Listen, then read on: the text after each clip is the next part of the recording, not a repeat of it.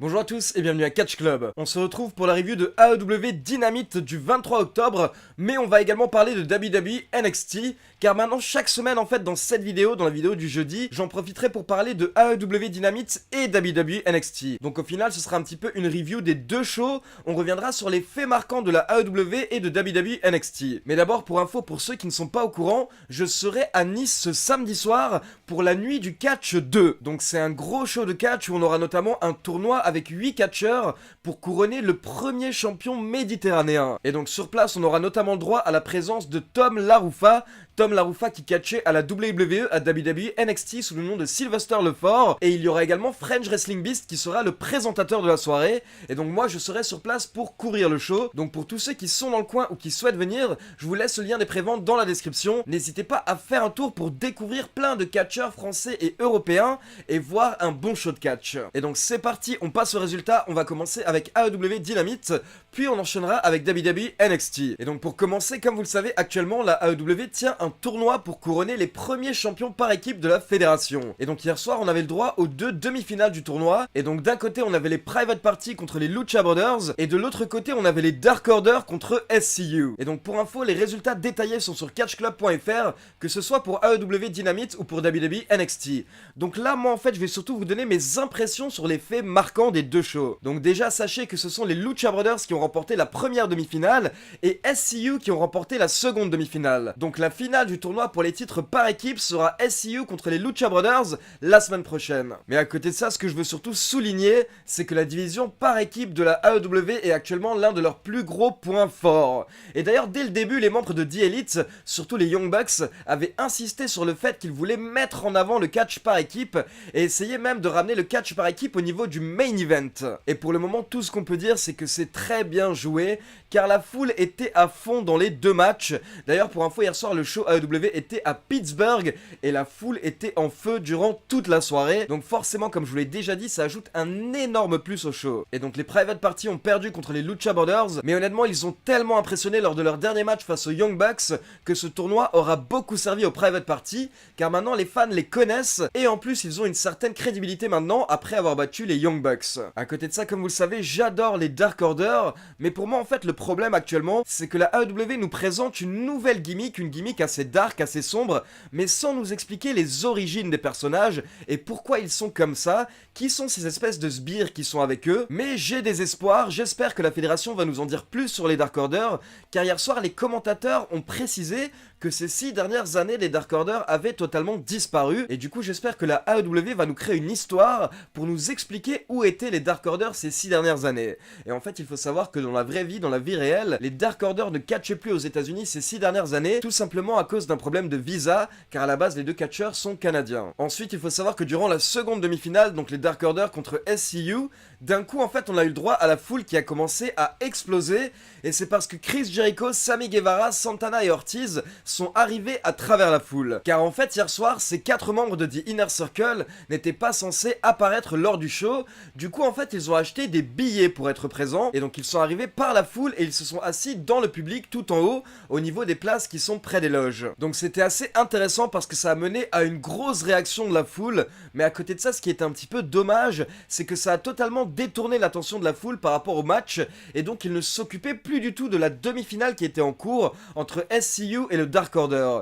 Donc ça a un petit peu gâché le match pendant 2-3 minutes, mais par la suite SCU et le Dark Order ont réussi à récupérer la foule. Puis le troisième match de la soirée, c'était Kenny Omega contre Joey Janela. Pour info, ces deux catcheurs s'étaient récemment affrontés dans un match sans règles lors de AEW Dark, le second show hebdomadaire de la AEW qui passe gratuitement sur YouTube chaque semaine. Donc voilà, si je peux vous conseiller 2 shows qui passent gratuitement sur YouTube chaque semaine, il s'agit d'abord de AEW Dark, et dans ce show en fait on a le droit à tous les Dark matchs non diffusés à la télé de la AEW. Et à côté de ça, un autre show que je conseille à tous les fans, c'est le show NWA Power. Car pour ceux qui suivent un petit peu les autres fédérations, ça fait quelques années maintenant que Billy Corgan cherche à relancer la NWA, et depuis 3 semaines on a le droit à des shows hebdomadaires qui sont gratuitement diffusés sur le YouTube de la NWA. Donc voilà, ça vous fait un petit peu de catch en plus, gratuit, que vous pouvez trouver sur les chaînes YouTube de la AEW et de la NWA. Et donc le troisième match de la soirée, c'est justement Kenny Omega contre Joey Janela. Et au final, bien entendu, c'est Kenny Omega qui a remporté le match avec son One Winged Angel. Puis après le match, on a eu le droit à l'entrée de Cody Rhodes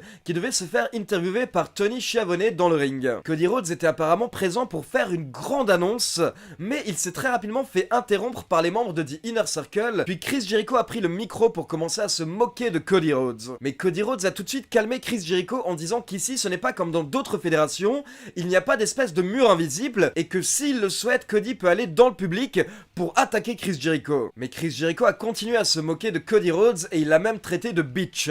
Donc à ce moment-là, Cody Rhodes s'est dirigé vers les barrières, mais Chris Jericho lui a rappelé qu'ils sont 4 contre 1. Car pour info, il y avait Chris Jericho, Sammy Guevara, Santana et Ortiz, comme je vous l'ai dit, mais Jack Hager n'était pas présent hier soir. Mais à ce moment-là, Dustin Rhodes fait son entrée pour soutenir son frère. Donc on se retrouve à 4 contre 2, mais ce n'est pas terminé, car MJF fait son entrée pour encore une fois soutenir son meilleur ami Cody Rhodes. Et à ce moment-là, on a le droit au moment le plus drôle de la soirée hier soir. Chris Jericho prend le micro, il regarde MJF et il lui dit « Tu penses vraiment que je vais avoir peur de quelqu'un qui a une écharpe? Mais qui porte une écharpe de nos jours ?» Donc voilà, c'était tout simplement hilarant de voir Chris Jericho qui se moque de quelqu'un qui porte une écharpe, alors que ça faisait partie de la dernière gimmick de Chris Jericho quand il était à la WWE. Donc on se retrouve à 4 contre 3, et là on a le droit à l'entrée de la légende DDP. Car pour ceux qui suivent un petit peu la AEW, vous savez que DDP est très proche de Cody Rhodes, et donc maintenant c'est bon, Cody Rhodes a 3 catcheurs avec lui, donc il saute par-dessus les barrières, et il se dirige vers The Inner Circle. Mais une fois qu'il arrive près de Chris Jericho, il faut savoir que Jericho, Guevara, Santana et Ortiz se sont enfermés dans une loge. Mais ça n'arrête pas Cody Rhodes, à ce moment-là, il prend l'écharpe de MJF, il la met autour de son poing, et il casse la vitre de la porte de la loge, ce qui lui permet d'ouvrir la porte pour attaquer Chris Jericho. Et donc là, on a une grosse bagarre 4 contre 4 qui explose, et les catcheurs commencent à se battre à travers la foule, et même au niveau des stands de la salle, jusqu'à ce que des membres de la sécurité et de la police viennent les séparer. Et à ce moment-là, encore une fois, on peut voir Jericho qui est très énervé et qui montre son billet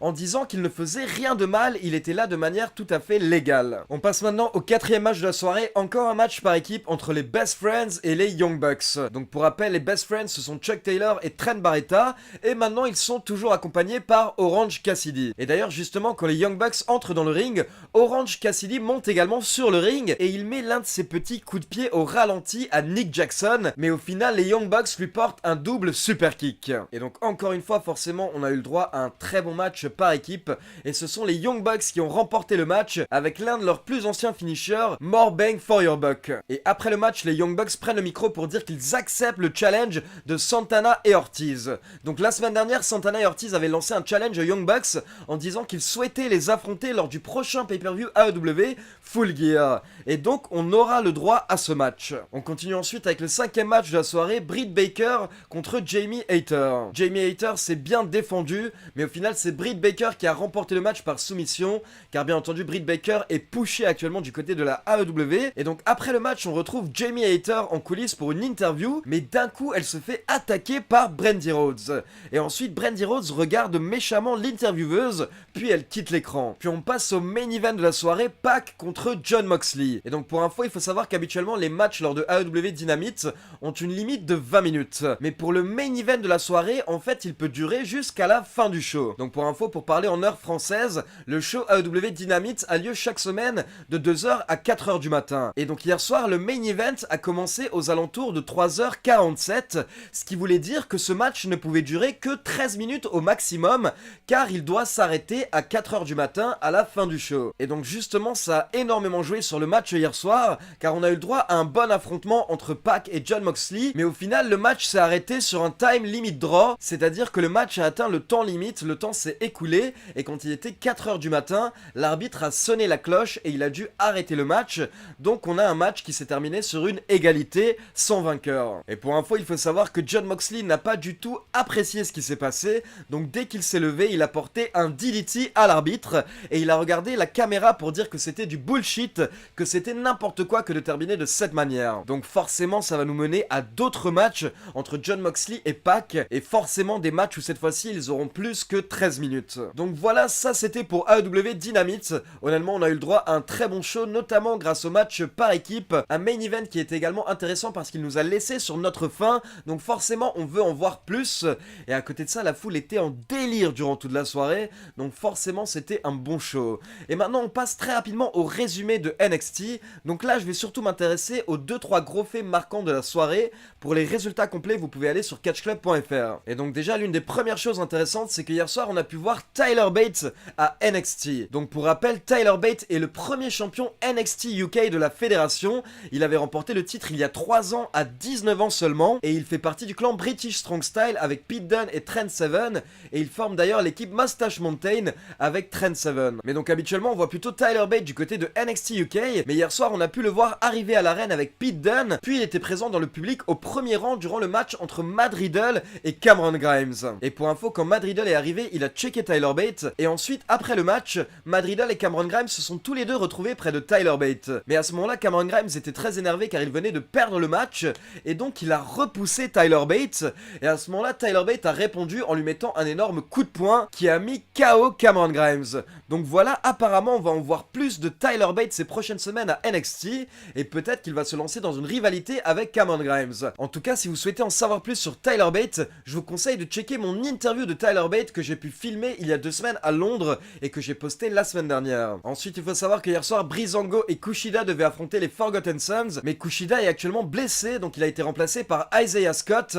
Et Scott nous a vraiment livré une énorme performance hier soir. Il a brillé lors de ce match 3 contre 3 et c'est lui qui a remporté le match pour son équipe. Bon, je vous passe les matchs féminins et le match Cruiserweight, on passe directement au main event. On a eu le droit à un énorme match entre Roderick Strong, Keith Lee et Dominik Dijakovic pour le titre nord-américain. Franchement, c'était un match génialissime, c'est tout ce que j'ai à dire. Donc je vous le conseille à tous parce que c'est toujours très impressionnant de voir ce que peut faire Keith Lee dans un ring avec ce physique incroyable. D'ailleurs, Keith Lee a failli remporter le match. À la fin, il allait couvrir Dominik Dijakovic. Mais à ce moment-là, en fait, Roderick Strong est sorti de nulle part et il a porté un gros kick, si je me rappelle bien. Je sais plus si c'était un kick ou un coup de genou. Mais en tout cas, il a porté un énorme coup à Keith Lee et il a réussi à voler la victoire de manière clean pour conserver son titre nord-américain. Et donc à ce moment-là, les autres membres de The Undisputed Era ont rejoint Roderick Strong pour fêter dans le ring et ils ont d'ailleurs attaqué Keith Lee, mais à ce moment-là la musique de Tommaso Ciampa a retenti et donc Tommaso Ciampa a fait son entrée, il est monté sur le ring mais il s'est retrouvé à 4 contre 1. Donc on avait un petit peu des ressemblances avec le show AEW Dynamite où il y avait la même situation avec un 4 contre 1 avec les Inner Circle et Cody Rhodes. Cette fois-ci on a un 4 contre 1 avec les Undisputed Era et Tommaso Ciampa. Du coup, comme lors de AEW Dynamite, des personnes vont rejoindre Tommaso Ciampa. Et donc d'abord, il s'agit de Johnny Gargano. Donc là, on se retrouve à 4 contre 2. Et à ce moment-là, la musique de Finn Balor retentit. Finn Balor qui est de retour maintenant à NXT et qui n'arrête pas de nous dire que son passé sera son futur. Donc Finn Balor monte sur le ring, on se retrouve à 4 contre 3 et donc là tout le monde attend un 4e catcheur pour qu'on ait un 4 contre 4, mais en fait pas du tout. D'un coup on a Finn Balor qui porte un peu les kicks à Johnny Gargano. Et donc là les membres de The Undisputed Era sont choqués, Tommaso Ciampa est choqué et la foule est totalement sur le cul parce que personne ne s'attendait à un heel turn de Finn Balor et honnêtement c'était génialissime comme moment. On avait tout de suite un autre Finn Balor, il avait un autre regard, une autre aura et c'était vraiment très intense comme moment. Et donc pour info, à partir de là, Finn Balor s'est acharné sur Johnny Gargano pendant que les membres de The Undisputed Era se sont occupés de Tommaso Ciampa. Et donc Finn Balor a jeté Johnny Gargano à l'extérieur du ring, il a continué à le frapper et donc à la fin du show on avait les 4 membres de The Undisputed Era qui étaient dans le ring et qui faisaient le signe Undisputed Era en fixant Finn Balor qui était lui sur la rampe d'entrée. Et donc Finn Balor les a regardés, on se demandait s'il allait également faire le signe Undisputed Era pour potentiellement rejoindre le clan, mais ce n'était pas le cas. Au final, il a regardé Johnny Gargano et il lui a fait le signe des guns. Et en fait, il faut savoir que ça, c'est le signe, c'est le symbole de Prince Devitt, de Fergal Devitt, c'est-à-dire de Finn Balor quand il était à la New Japan. Et donc Finn Balor a fait ce signe, puis il est tout simplement retourné en coulisses. Donc voilà, c'est tout simplement énorme comme moment parce que c'est la première fois que Finn Balor est un méchant, est un heel depuis qu'il est à la WWE, donc je crois que ça fait 5 ans maintenant. Et donc maintenant on comprend la signification de ce qu'il disait ces dernières semaines, c'est-à-dire que son passé sera son futur. Car en fait, même si c'est la première fois qu'il est méchant à la WWE, ce n'est pas la première fois qu'il est heel durant sa carrière, et il faut même savoir que le meilleur moment de sa carrière, le moment où il était au top, c'était justement quand il était heel à la New Japan, car il avait effectué un énorme heel turn à la New Japan qui avait justement mené à la création du Bullet Club, et c'est à ce moment-là que Finn Balor avait réellement explosé quand il était devenu heel à la New Japan et qu'il avait pu créer son propre clan à l'époque avec Bad Luck Fale, Karl Anderson et Tama Tonga. Donc Finn Balor est en train d'amener le passé, il est en train de retourner à cet ancien personnage et il l'amène maintenant à WWE NXT. Donc voilà, j'ai vraiment incroyablement hâte de voir ce que va donner ce méchant Finn Balor. Et la première question que je me suis posée en fait quand je l'ai vu faire ce signe, c'est que pour moi ce signe est le signe de Finn Balor, mais c'est également le signe du Bullet Club. Donc sachant qu'actuellement il y a un club à la WWE avec 3 anciens membres du Bullet Club, donc AJ Styles, Gallows et Anderson, est-ce qu'on pourrait enfin avoir Finn Balor qui rejoint également le club et donc avoir les membres du club qui pourraient apparaître à Raw mais également à NXT? Ce serait vraiment génial de voir ces 4 catcheurs ensemble. Donc voilà, c'est tout pour la review de AEW Dynamite et WWE NXT. Comme d'habitude, n'hésitez pas à me laisser vos avis dans les commentaires et n'oubliez pas de liker la vidéo, de vous abonner à la chaîne et de cliquer sur la petite cloche pour être informé de la sortie des prochaines vidéos. Comme je vous l'ai dit, je serai à Nice samedi soir pour la nuit du catch 2. Du coup, en fait, il n'y aura sûrement pas de review de SmackDown ce week-end comme je serai en déplacement. Ciao tout le monde!